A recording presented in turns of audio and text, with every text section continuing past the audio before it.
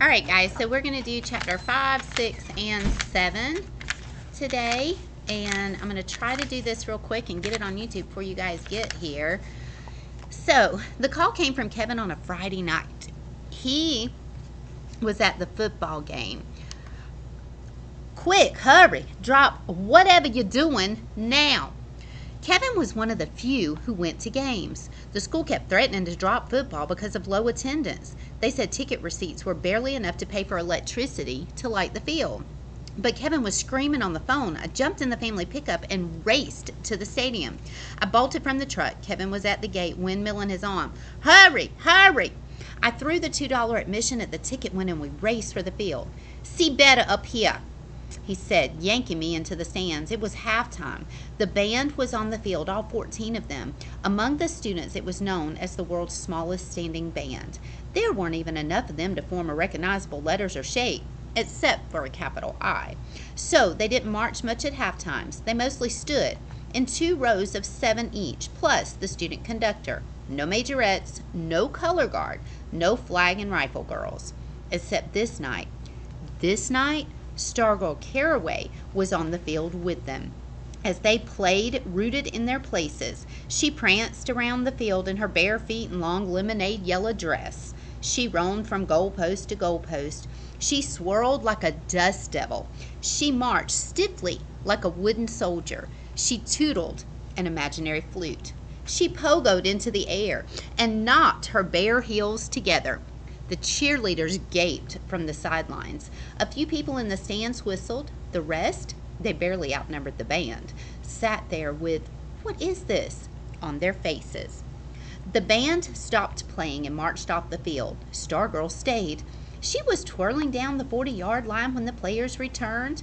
They did a minute of warm-up exercises. She joined in, jumping jacks, belly whomps. The team lined up for the second half kickoff. The ball perched on the kicking tee. She was still on the field. The referee blew his whistle, pointed to her. He flapped his hand for her to go away, and instead she dashed for the ball. She plucked it off the tee and danced with it, spinning and hugging it and hoisting it into the air. The players looked at their coaches. The coaches looked at the officials. The officials blew their whistles and began converging on her. The sole policeman on duty headed for the field. She punted the ball over the visitors' team's bench and ran from the field and out of the stadium. Everyone cheered. The spectators, the cheerleaders, the band, the players, the officials, the parents running the hot dog stand, the policeman, me. We whistled and stomped out our feet on the aluminum bleachers. The cheerleaders stared up in delighted surprise. For the first time, they were hearing something come back from the stands. They did cartwheels and backflips and even a 3-tier pyramid. Old timers, or as old as timers got, a city as young as Micah, said they had never heard such a racket. For the next home game, more than 1,000 people showed up. Everyone but Wayne Parr and Hillary Kimball. There was a line at the ticket window. The refreshment stand ran out of hot dogs. A second policeman was called in. The cheerleaders were in their glory. They screamed up at the bleachers, "Give me an E!" The bleachers screamed back, "E!" We were the electrons, in order of the town's electronics heritage.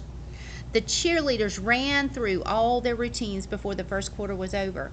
The band was loud and preppy. The football team even scored a touchdown. In the stands, heads kept swinging to the edges of the field, to the entrance, to the street lamp-lighted darkness behind the stadium. The sense of expectation grew as the first half came to a close. The band marched smartly onto the field. Even they were looking around. The musicians did their program. They even formed a small lopsided circle. They seemed to linger on the field, drawing out their notes, waiting. Finally, reluctantly, they marched to the sideline. The players returned. They kept glancing around as they did their warm-ups, and when the referee raised his arm and blew his whistle for the second half to begin, a sense of disappointment fell over the stadium. The cheerleader's shoulders sagged. She wasn't coming. On the following Monday, we got a shock in the lunchroom. Bleached blonde and beautiful Mallory Stillwell, captain of the cheerleaders, was sitting with Stargirl. She sat with her, ate with her, talked with her, walked out with her. By 6th period, the whole school knew. Stargirl had been invited to become a cheerleader and had said yes. People in Phoenix must have heard us buzzing. Would she wear the usual skirt and sweater like everyone else?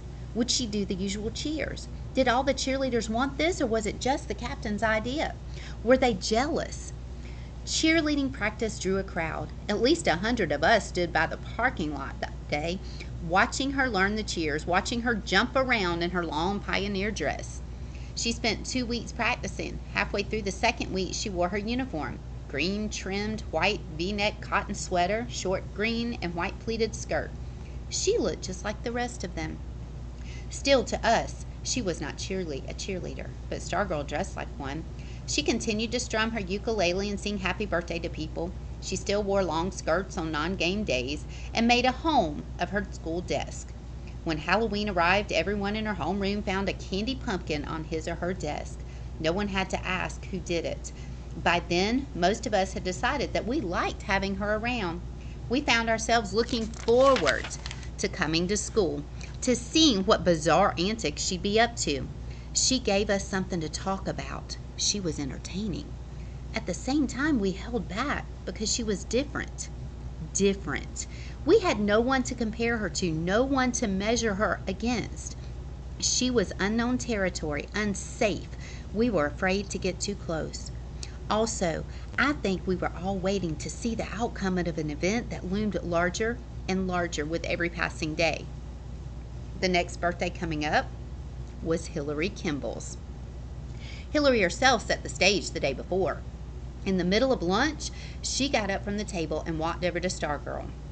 For a minute, she just stood behind Stargirl's chair. Silence everywhere, except for tinklings in the kitchen. Only Stargirl was still chewing. Hillary moved around to the side. "I'm Hillary Kimball," she said. Stargirl looked up. She smiled. She said, "I know." "My birthday is tomorrow." "I know." Hillary paused. Her eyes narrowed. She jabbed her finger in Stargirl's face. "Don't try singing to me. I'm warning you." Only those at nearby tables heard Stargirl's faint reply. "I won't sing to you." Hillary gave a satisfied smirk and walked off. From the moment we arrived at school the next day, the atmosphere bristled like cactus paddles. When the buzzer sounded for first lunch, we leaped for the doors. We swarmed into the food lines. We raced through our choices and hurried to our seats. Never had we moved so fast, so quietly. At most, we whispered. We sat, we ate. We were afraid to crunch our potato chips, afraid we might miss something. Hillary was first to enter. She marched in, leading her girlfriends like an invading general. In the food line, she smacked items onto her tray. She glared at the cashier. While her friends scanned the crowd for Stargirl, Hillary stared ferociously at her sandwich. Wayne Parr came in and sat several tables away, as if even he was afraid of her on this day. Stargirl finally came in. She went straight to the food line, blithely smiling as usual. Both she and Hillary seemed unaware of each other. Stargirl ate. Hillary ate. We watched. Only the clock moved. A kitchen staffer stuck her head out over the conveyor belt and called, "Trays!" A voice barked back, "Shut up!" Stargirl finished her lunch as usual. She stuffed her wrappings into her paper bag, carried the bag to the paper-only can by the tray return window, and dropped it in. She returned to her seat. She picked up the ukulele. We stopped breathing. Hillary stared at her sandwich. Stargirl began strumming and humming. She stood and strolled between the tables, humming and strumming. 300 pairs of eyes followed her. She came to Hillary Kimball's table and kept on walking right up to the table where Kevin and I sat with the hot seat crew. She stopped. She sang happy birthday. It was Hillary's name at the end of the song, but true to her word of the day before, she did not sing it to Hillary. She sang it to me. She stood at my shoulder and looked down at me, smiling and singing, and I didn't know whether to look down at my hands or up at her face, so I did some of each. My face was burning. When she finished, the students burst from their silence with wild applause. Hillary Kimball stomped from the lunchroom. Kevin looked up at Stargirl and pointed at me and said what everyone must have been thinking. "Why him?" Stargirl tilted her head as if studying me. She grinned mischievously. She tugged on my earlobe and said, "He's cute," and walked off. I was feeling 9 ways at once, and they all ended up at the touch of her hand on my ear. until Kevin reached over and yanked the same earlobe. "This keeps getting more interesting," he said. "I think it's time to go see Archie." Chapter 7. A.H. Archibald Hapwood Brubaker lived in a house of bones. Jawbones, hip bones, femurs. There were bones in every room, every closet, on the back porch. Some people have stone cats on their roofs. On his roof, Archie Brubaker had a skeleton of Monroe, his deceased Siamese. Take a seat in his bathroom and you found yourself facing the faintly smirking skull of Doris, a prehistoric creodent.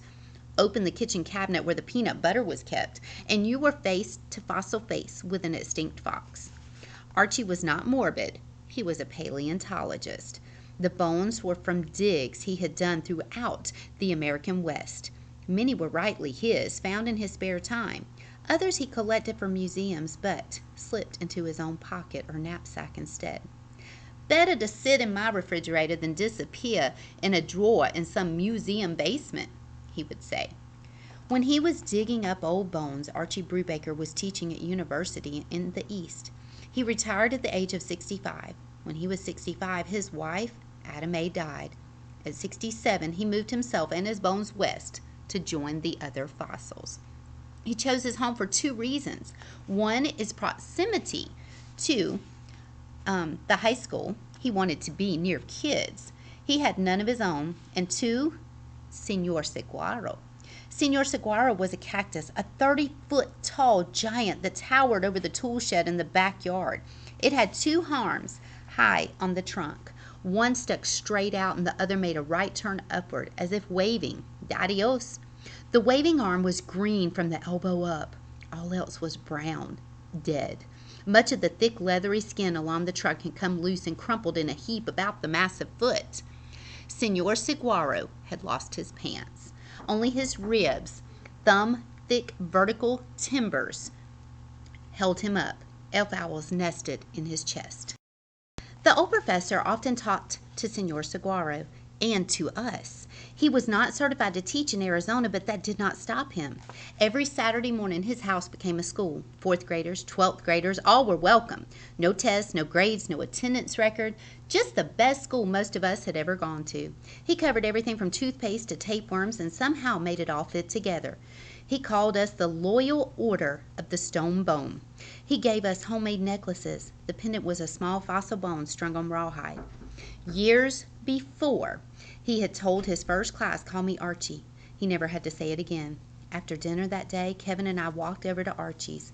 Through the official class convened on Saturday morning, kids were welcome any time. "My school," he said, "is everywhere and always in session." We found him, as usual, on the back porch, rocking and reading. The porch, bathed in the red gold light on sunset, faced the Maricopas. Archie's white hair seemed to give off a light of its own. The moment he saw us, he put down his book. "Students, welcome."